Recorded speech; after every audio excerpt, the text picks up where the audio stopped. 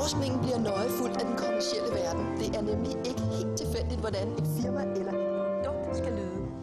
Så musik, det er rigtig vigtigt, fordi det skaber stemninger og følelser for folk. For eksempel hjemmeis, ringeklokken. Jeg mener, at det er op mod 50% af befolkningen, de tænker på hjemmeis, når man hører den klokke. Og det er jo et enormt stærkt værktøj at have. Carsten Kjems er direktør for Sonic Branding, der har specialiseret sig i at designe lyde til firmaer. Vi kigger meget på, hvad det er for en funktion og formål, lyden skal skabe. Vi er ikke tilhængere af mere lyd, vi er tilhængere af veldesignet og formålstjeneste lyd.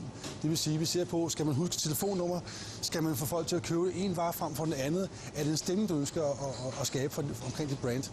Og der er det, vi kigger på virksomhedens værdier, vision og mission, så det ikke bare bliver noget, som er din smag eller min smag. Jeg kan godt lide noget med jazzmusik. Jeg vil have noget med noget rock. Hvad passer til dit brand? Hvad er det for en stemning, du vil skabe her? Og for eksempel, hvis man ønsker at skabe en stemning omkring chips, mexicanske chips, så kan du oplage at spille noget mexicansk musik. Det er ret banalt, men bare for at vise et eksempel på, hvordan man kan påvirke folks købsvaner eller adfærd ved hjælp af musik. Det er svært at sætte lyd på alle varer. Det er jo ikke bare sådan, det er jo ikke nogen formel, siger, vi har kokostopper, vi har remoulade. Jamen her, det kræver en saxofon, det kræver en harpe. Sådan er det ikke. Det er ikke på den måde videnskab, men vi forsøger på bedste mulige evner at hjælpe vores kunder, som er primært større virksomheder, med at få det bedste mulige værktøj til at vælge. Skal man vælge Rammstein eller Richard Ragnvald? Hvad passer bedst? Altså et supermarked som Netto har den udfordring, som rigtig mange af vores andre kunder har, der siger, jamen vi har jo alle typer kunder, herre fra Danmark, og tyk og tynd og rig og fattig. Der er det vigtigt, at man finder noget musik, en stil, som afspejler Netto, så man ikke bliver skuffet. Og det, der sker, er typisk, hvis man spiller noget musik, som ikke passer til brand, så opstår det, man kalder diskrepans i kommunikationen. Det vil sige, det hænger da ikke sammen. Hvis nu Netto begynder at spille klassisk musik hele dagen, så vil jeg sige, det hænger da ikke sammen med den gule farve, og det skal være billigt, og klassisk musik, som er eksklusivt og bliver opfattet seriøst og eksklusivt. Så der er noget der, som ikke stemmer ens, som man forventer. Ja, det vil sige, man skal spille noget musik, som passer til brand. Og hvad passer til Danske Bank? Ja, der passer måske ikke at spille Bamses billedbog. Hvad passer til Netto? Der skal vi spille noget mere musik, som passer til den, kan man sige, stemning, som de ønsker at skabe, og som afspejler deres værdier. Og det er åbenbart, er du tvivl om prisen, det skal være billigt. Men det behøver ikke, at musikken skal være dårlig eller lyde billigt. Det skal bare afspejle det brand, man godt vil stå for.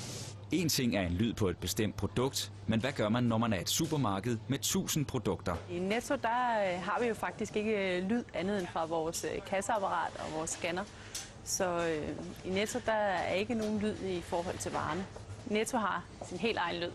Det er en ka-ching-lyd, kasseapparatslyden, efterfulgt af et derfor. Derfor. De skal selvfølgelig symbolisere, at vi er billige, og dermed, at man skal tænke på pengene og passe på dem. Så det er det, vores lydlogo signalerer. Vi har brugt Nettos ka-ching-lyd siden 1987, så vi mener, at de danske forbrugere de godt kender den her lyd og ved, hvad den står for. Spørgsmålet er, om musik kan ændre folks købelyst. Skal vi sætte med mexicansk musik? Ja.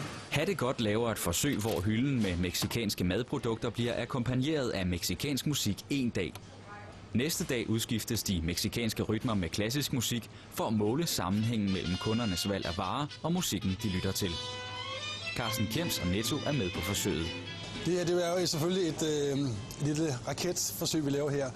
Normalt vil vi lave det her over en længere periode med mere signifikant data og mere statistik. Men vi håber helt klart, at vi kan få påvirket folk til at købe nogle flere mexicanske chips frem for nogle andre mere dødelige chips. Så det er jo spændende at se, om vi kan påvirke det. Jeg mener ikke, der er lavet nogle undersøgelser på det her i Danmark, men vi vil meget gerne prøve på at lege nogle flere virksomheder i detaljebranchen til at se, om vi kan påvirke folks købsvaner på en elegant måde. Før åbningstid satte vi en iPod op bag de mexicanske varer og spillede typisk mexicansk musik i butikken. Da butikken lukkede, talte vi antallet af solgte mexicanske varer.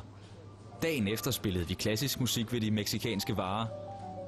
Som dagen før blev antallet af solgte varer talt op efter lukketid.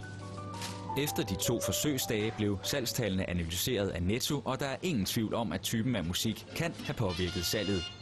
På dagen med mexicansk musik blev der nemlig solgt hele 115% flere af de mexicanske produkter end på dagen med klassisk musik.